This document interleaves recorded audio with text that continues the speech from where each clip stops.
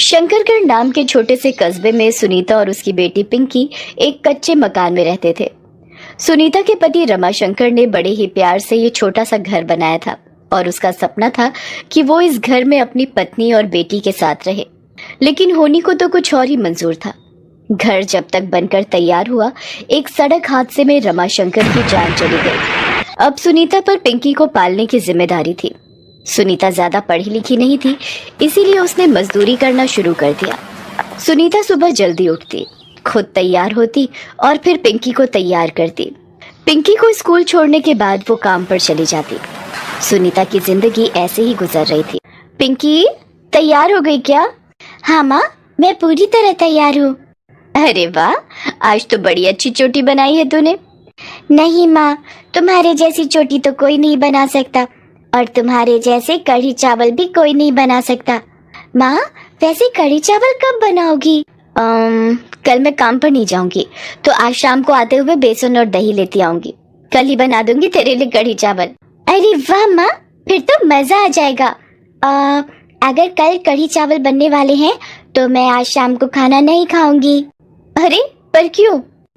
आज नहीं खाऊंगी तो कल ज्यादा कढ़ी चावल खा पाऊंगी ना। तू पूरी पागल है। अच्छा चल, अब देर हो रही है। शंकरगढ़ से थोड़ी ही दूर एक बड़ा कस्बा था, चंदन नगर, जहाँ एक लेबर चौक था। इस चौक का नाम वहाँ आने वाले मजदूरों की वजह से ही पड़ा था। सुनीता रोज सुबह वहाँ पहुँच जाती और वहाँ उसे हर रोज कोई न कोई काम मिल ही जाता था। सुनीता की कोशिश रहती थी कि वो जल्दी से जल्दी वहाँ पहुँच जाए, क्योंकि देर हो जाने पर काम मिलना थोड़ा मुश्किल हो जाता था। उस दिन भी उसने एक दिन पहले बनाई गई रोटी और दाल पिंकी के टिफिन में रख दी और खुद खाने का खाली डिब्बा अपने साथ ले आई। पिंकी को लगा कि माँ ने अपने लिए भी दाल रोटी रख ली है। भूखे पेट सुनीता हर आने जाने वाली गाड़ी के पीछे दौड़ती रही, ये सोचकर कि पता नहीं किस गाड़ी में से कोई ठेकेदार निकले और वो उसे काम दे दे। सुनीता, लगता है आज किस्मत में काम नहीं है। जब काम मिल जाता है और पूरा दिन मजदूरी करके घर लौटते हैं तो थकान नहीं होती, क्योंकि हाथ में दिहाड़ी होती है। लेकिन जब काम नहीं मिलता तो कुछ ना करके भी घर जाते हुए बड़ी थकान होती है। हाँ रज्जू, ये बात तो तूने बिल्कुल सही कही। अच्छा सुन ना, आज मैंने कुछ नहीं खाया है, तो वो लाला की कढ़ी चावल खाकर देखें क्या? नहीं रज्जू, कमाई कुछ नहीं हुई है, ऊपर से लाला पता नहीं कितने के देगा कढ़ी चावल। चल ना, मुझे पता है तू भी बस खाली डिब्बा लाई है अपने साथ पिंकी को दिखाने के लिए। अच्छा चल, एक प्लेट में से दोनों आधा आधा खा लेंगे, अब तो ठीक है? अच्छा ठीक है। रज्जू सुनीता की बहुत अच्छी दोस्त थी। उसकी हालत भी सुनीता जैसी ही थी। दोनों ज्यादातर साथ में ही मजदूरी करने जाती थी। रज्जू बहुत बातूनी थी और सुनीता बहुत शांत। दोनों लाला की दुकान पहुंची तो रज्जू ने वहाँ काम करने वाले एक आदमी से पूछा, क्यों भैया, कढ़ी चावल है क्या? हाँ है। कितने के दिए? 100 रुपए। 100 रुपए की 2 प्लेट? ये कुछ ज्यादा ही महंगा नहीं है? ऐसा करो, एक ही प्लेट लगा दो। ओ महारानी, 2 प्लेट नहीं, 1 प्लेट है 100 रुपए की। हैं? अरे पागल है क्या तू? 100 रुपए की कढ़ी चावल? कढ़ी में क्या सोना घिस के डाला है तूने? मेरा टाइम खराब मत कर, खाना है तो पहले पैसे दे, वरना आगे बढ़। चल न रज्जू, मैंने कहा तो था तुझसे, यहाँ खाना बहुत महंगा है। अरे तू रुक, अब तो बात इज्जत पर आ गई है। ओए, तूने हमें क्या एरा गहरा समझा है क्या? जा, एक हाफ प्लेट ले आ। हाँ, हाफ प्लेट में तुम दोनों खा लोगी। तुझसे मतलब? हाफ प्लेट तो 50 की है ना? तुम 50 ही दे देना, वैसे है तो 60 की। वेटर एक छोटी सी प्लेट में कढ़ी चावल ले आया जिसमें सिर्फ एक ही पकौड़ा था। रज्जू ने उस पकौड़े को देखा और उसे लाला की कंजूसी पर बहुत गुस्सा आया। उधर सुनीता उसका तमतमाया हुआ मुंह देखकर बस हंसी जा रही थी। रज्जू ने जैसे ही पहला निवाला खाया तो मुंह बिगाड़ते हुए बोली, थू, इसे कढ़ी चावल कहते हैं? ठीक ही तो है, चुपचाप खा लेना। तू ही खा, इतनी बकवास कढ़ी तो मैं कभी ना खाऊं। कसम खाकर कहती हूँ, आज के बाद लाला की दुकान पर मेरी जूती भी नहीं आएगी। तेरी जूती अपने आप चलती है क्या?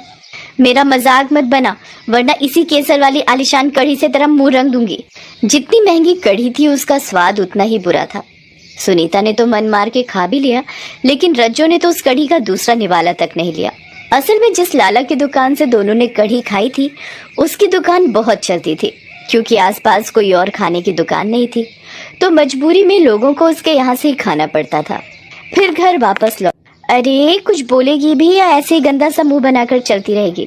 सुनीता, ये ले 50 रुपए। ये पैसे तू मुझे क्यों दे रही है? सुन, इसका तू दही खरीद लेना ढेर सारा। दही मेरा और बेसन तेरा। बस बहन, तू मुझे कढ़ी चावल बनाकर खिला देना। ठीक है, अब ये ढोकले जैसा मुंह रसमलाई जैसा कर ले। मैं वैसे भी कढ़ी चावल बनाने ही वाली थी। पिंकी का भी बड़ा मन है कढ़ी खाने का। अगले दिन सुनीता ने बहुत मन लगाकर कढ़ी बनाई। वो चाहती थी कि पिंकी और रज्जो दोनों को कढ़ी पसंद आए। काफी देर की मेहनत के बाद ढेर सारी कढ़ी पककर तैयार हो गई। पिंकी ने जैसे ही पहला निवाला चखा तो सुनीता से बोली, अरे माँ, क्या हुआ? अच्छी नहीं बनी क्या? सच में क्या कढ़ी बनाई है माँ? तुम तो बस ढाबा खोल लो जल्दी से। पिंकी उंगलियां चाट चाट कर कढ़ी खाती रही और सुनीता उसे प्यार से देखती रही। अगले दिन पिंकी कढ़ी चावल ही टिफिन में लेकर गई और सुनीता ने भी रज्जो के लिए एक बड़े डिब्बे में कढ़ी चावल रख लिए। जब वो चौराहे पर पहुंची तो रज्जो पहले से ही उसके इंतजार में बैठी थी। सुनीता के हाथ में खाने का डिब्बा देखकर उसकी खुशी का ठिकाना नहीं रहा। ले आई? हाँ, तेरे ही लिए है, ले अब खाकर बता कैसी बनी है। रज्जू ने बिजली की फुर्ती से सुनीता के हाथ से डिब्बा लेकर खोल डाला और जैसे ही उसने पहला निवाला खाया तो सुनीता उसकी तरफ सवालिया आंखों से देखने लगी। अरे मेरी जान, क्या डाल दिया तूने इसमें? लाला की कढ़ी से 1000 गुना बढ़िया बनाई है तूने। सच इतनी पसंद आई तुझे? अरे पूछ मत, सच में बहुत ही अच्छी बनी है। अगर तुझे मेरी बात पर भरोसा नहीं है तो रुक जरा। इतना कहकर रज्जो ने खाने का डिब्बा वहां खड़े बाकी मजदूरों की तरफ बढ़ा दिया और सबको कढ़ी चखाकर उनसे बोली, सब के सब पूरी ईमानदारी से बताओ, मेरी बहन ने कैसे कढ़ी चावल बनाए हैं? सभी लोगों ने कढ़ी चावल की बहुत तारीफ की। तभी वहां खड़ी एक बूढ़ी मजदूर सुनीता से बोली, सुनीता बेटी, तुम तो यहीं पर एक ढाबा खोल लो। अरे नहीं मौसी, अपने लिए ना सही तो हम लोगों के लिए ही खोल ले बेटी, कम से कम भूखे पेट तो मजदूरी नहीं करनी पड़ेगी। बूढ़ी मजदूर की बात सुनकर सब शांत हो गए और एकटक सुनीता को उम्मीद भरी निगाहों से देखने लगे। तभी रज्जो तपाक से बोली, हाँ सुनीता, तू ढाबा खोल, हम सब मिलकर तेरा ढाबा बनाएंगे यहीं पर और फिर लाला को बताएंगे।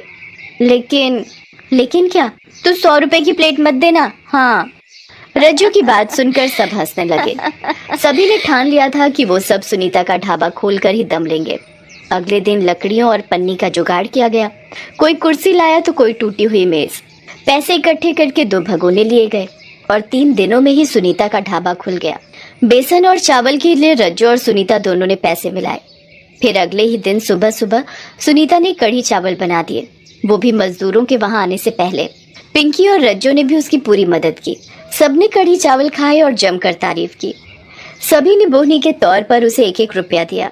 फिर अपनी उंगलियां चाटते हुए रज्जो सबसे बोली, आज तो 1 रुपया दे दिया, लेकिन कल से पैसे लगेंगे।